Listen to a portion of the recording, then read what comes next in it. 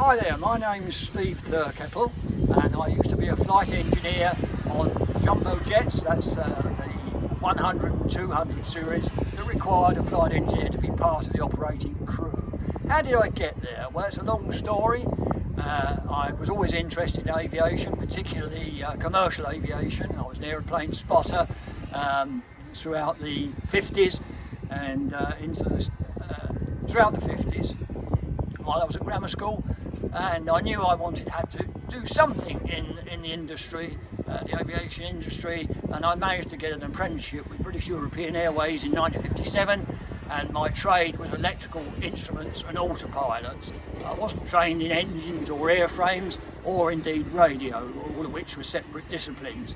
I did a 5-year apprenticeship and then I went on to move up the engineering ladder, if you like, working on all types of aeroplanes that British Airways operated.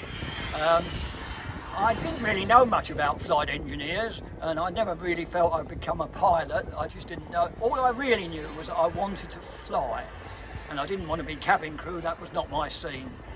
However, in 1971, the aviation law was changed slightly. I think it was 71, when anybody with sufficient background in aircraft engineering could become a flight engineer. And immediately some of my colleagues who were trained in the same disciplines as myself, and including one who was trained in radio and radar, decided to apply. And having seen a couple of them successfully apply and become picked by BAC to be flight engineers, I decided I'd have a crack at it. So I applied, I got interviewed, and in 73 they said, right, we're going to put you on a 707 or VC10 course. 73, what happened then? The oil crisis hit us. And they suspended the training because they were cutting back on route structures and so forth. And I had a letter to say that they would keep me on their books and would contact me whenever they started to expand their route structure again. I didn't know whether that would ever happen or how long it would take. However, I got further promotion and I reached the dizzy heights of being an assistant foreman in charge of central area at Heathrow of the electrical instrument and autopilot people and indeed the radio people on my shift. Not that I got involved in the radio, I didn't need to. The supervisors were quite competent to do their job.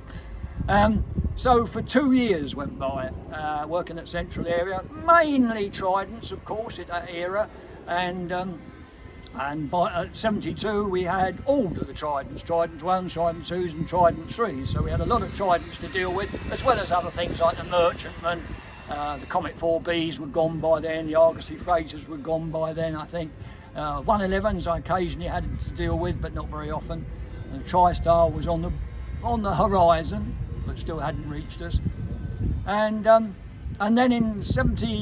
towards the end of 75 I got a letter from the BAC, which was now part of British Airways of course, saying was I still interested.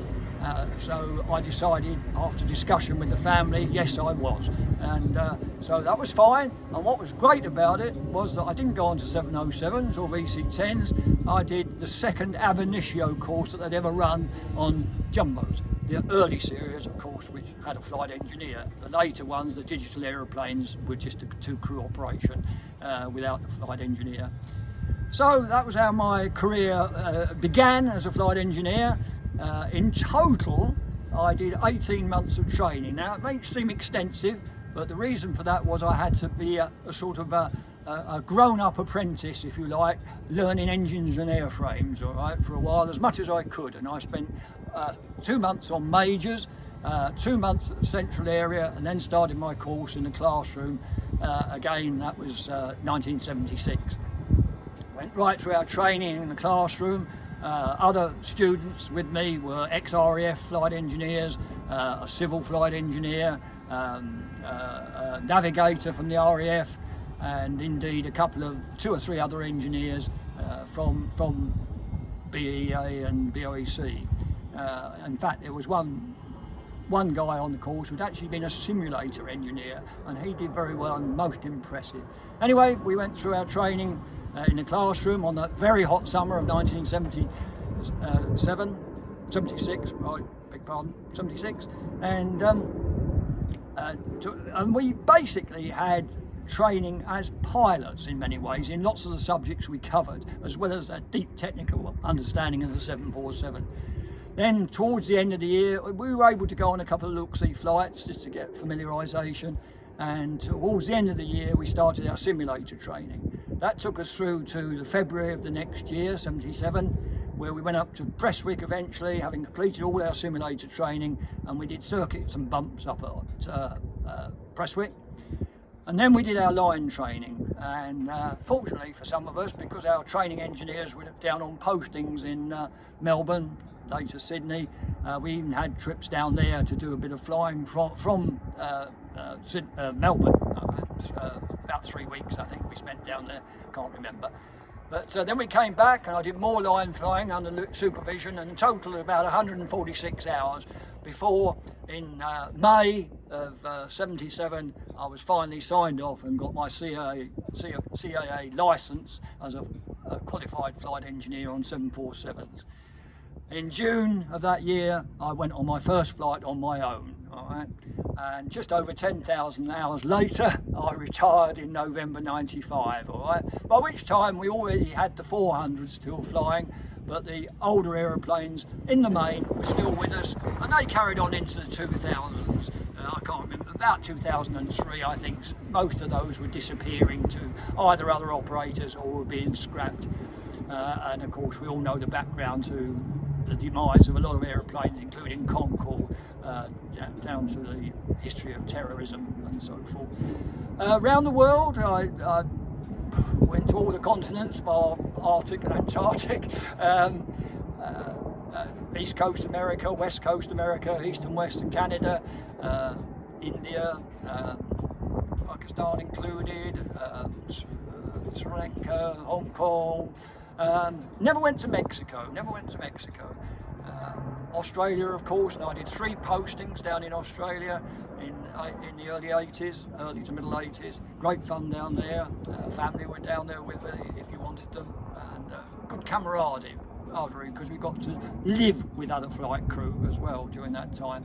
Most of the time you don't really know your fellow crew members. You spend intense time with them for a few hours and perhaps never see them again. Flying, it was, long haul flying is extremely tiring, and starts with an intense activity and ends with intense activity, but a lot of time would be perceived as not doing very much, but of course we are monitoring all the time and keeping ourselves very, very busy, even though it might not seem it to the casual observer. We were fortunate that we did have casual observers in those days, because the public, if the captain agreed, were allowed up into the flight deck, and it was great fun, describing what was going on. We had regular training and reassessments that go on, with a lot of people don't realise. You're sort of putting your job on the line for a captain seven times in the course of a year, and for other crew members 6 times in the course of the year. That includes your medical, of course, and also things such as simulator checks and what we call a route check, which all flight crew have to go through once a year, where they're observed making sure they operate according to the company's rules. I certainly enjoyed my career, and I think you're unlikely ever to find a flight engineer that didn't enjoy his career. And although some of our flight engineers did have the opportunity to move on to be trained as pilots, and indeed, of course, the Concorde had flight engineers, probably the last uniquely really, and those that wanted to go on Concorde had quite a battle to get on it. I never had any aspirations to go on Concorde at all. I preferred playing golf and tennis down the routes, and I think that summarises it generally. The term engineer is not really an accurate term. Flight engineers, what I would say proper, are only created during the war years. I mean, it was sort of flight engineers in the late 30s, but they weren't professional flight engineers. But during the war, the RAF changed the rules and they became specialist members of the crew. And after the war, there were odd aeroplanes flying about with BAC that had flight engineers on them, but it was really after the Second World War that the flight engineer came into his own, and really that the function of the flight engineer changed fairly dramatically once the jet age started, where he was trained to become very much an integrated member of the crew and became a monitor of the pilots and much more involved with the actual flying of the aeroplane, even though he wasn't a pilot. And so being an integrated part of the crew was, shall we say, a new phase of the flight engineer. I don't think there was ever many more than about 3,000 licensed flight engineers licensed by the Civil Aviation or the Air Registration Board before that in the UK. Probably not quite that many, I would say. It's a bit of a guesswork, that. But I just think that we really did. It was a job that we loved, and places we saw and everything else. So I can't think of anything else to say.